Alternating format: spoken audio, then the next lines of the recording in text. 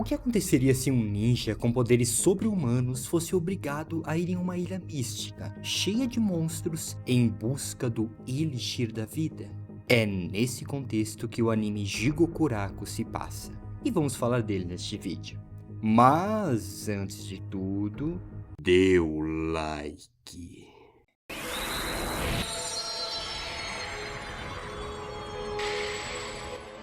Iniciamos o anime vendo nosso protagonista, Gamimaru, sendo preparado para ser executado por uma katana. O problema é que quando a katana atinge o prota, ela se quebra. O Gamimaru fica se perguntando o porquê ele não consegue morrer.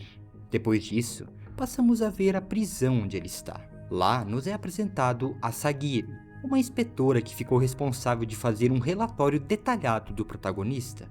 Ela nos fala que Gamimaru é um ninja da vila Iwagakure e recebeu um treinamento desde pequeno para encerar a vida de outras pessoas. Por esse motivo, ele tem habilidades sobre-humanas. Após isso, vemos um magistrado tentando executar o protagonista em uma fogueira, mas também nada acontece. Voltamos para a cela e ali recebemos a informação de que o Gamimaru não está mais se importando com a vida e está preso porque tentou deixar a sua vila. Mas o problema é que ninguém pode abandonar a vila Iwagakure. Por isso, o chefe da vila armou para que ele fosse preso onde ele está.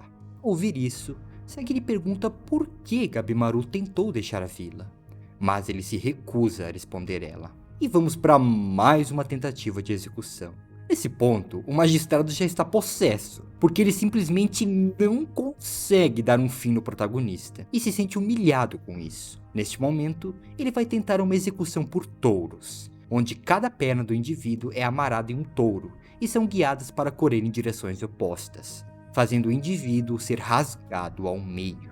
No entanto, quando é a vez do Gamimaru, ele simplesmente faz um leve movimento com o pé e ambos os touros caem no chão, para vocês verem o tamanho da força do garoto. Ao presenciar esse momento, Sagiri volta a perguntar o porquê Gamimaru tentou sair da vila. O protagonista, ele omite muitos detalhes da sua história para Sagiri.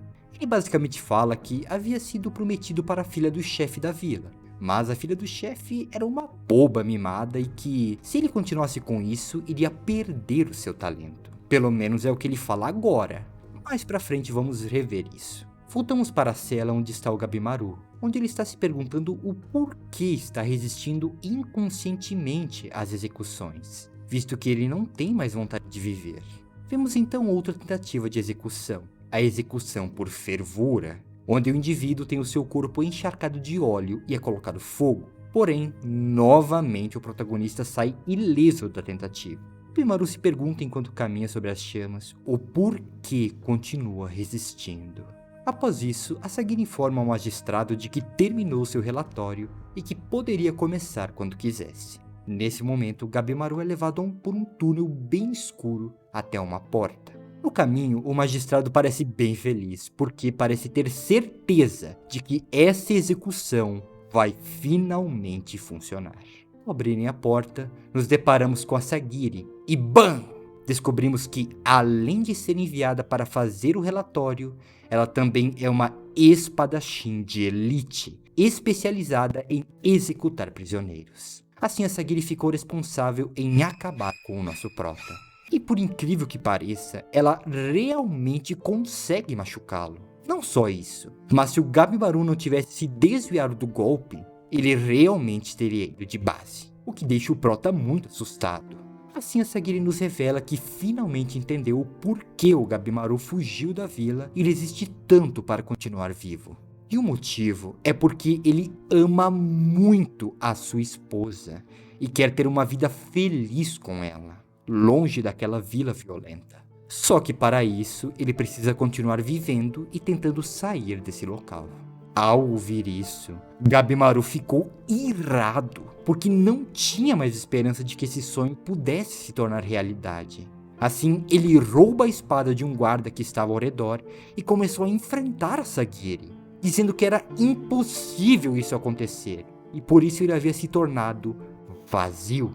No entanto, para a surpresa de todos, Sagiri interrompe a batalha e oferece um acordo ao Gamimaru.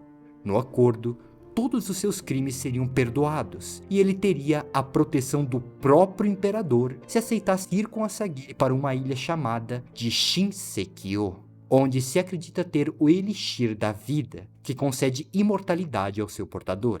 Só que claro, meus amigos, que nada vem de graça nessa vida. O problema é que já foi enviado 6 expedições para aquela ilha e nenhum homem voltou vivo de lá.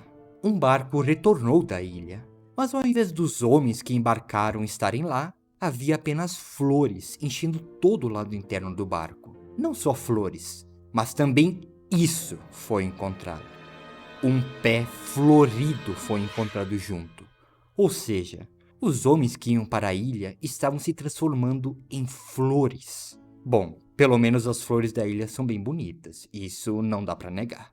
O imperador, temendo que mais de seus homens de confiança ficassem parecendo um jardim, decidiu enviar pessoas que para ele não tinham nenhum valor ou serventia. Sendo assim, se essas pessoas fossem de comes e bebes, devia mudar.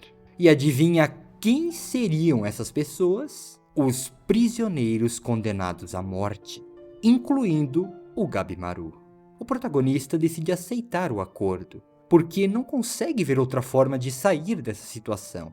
Dessa forma, ele vai ter que enfrentar os perigos que existem naquela ilha e os outros criminosos que estarão fazendo companhia com ele. Logo após isso, somos levados à presença do Shogun.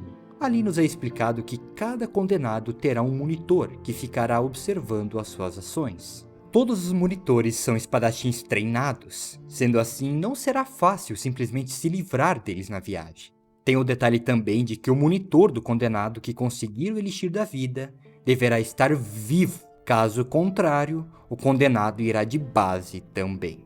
Na reunião podemos ver todos os condenados que vão fazer companhia com o Gabimaru. Porém, não havia embarcações para levar todas as pessoas que estavam lá na reunião. Então, digamos que teve que ter uma diminuição de participantes, mas o Gabimaru conseguiu ficar vivo. Assim, os que restaram são levados para a ilha de Shinsekyo. E é claro que a chegada já foi tumultuada, tendo muitas brigas, mortes e traições entre os condenados. Porém, de longe, esse seria o maior problema que eles teriam naquela ilha. No meio de toda essa confusão é que os monstros, ou seja lá o que for isso, começam a surgir. E que coisas mais feias, viu? Nossa! E ao vermos esses monstros, podemos nos perguntar: mas o que são essas coisas? O que está acontecendo com essa ilha? E será que o Elixir da Vida realmente existe? Essas perguntas vocês só saberão se assistirem Jigokuraku.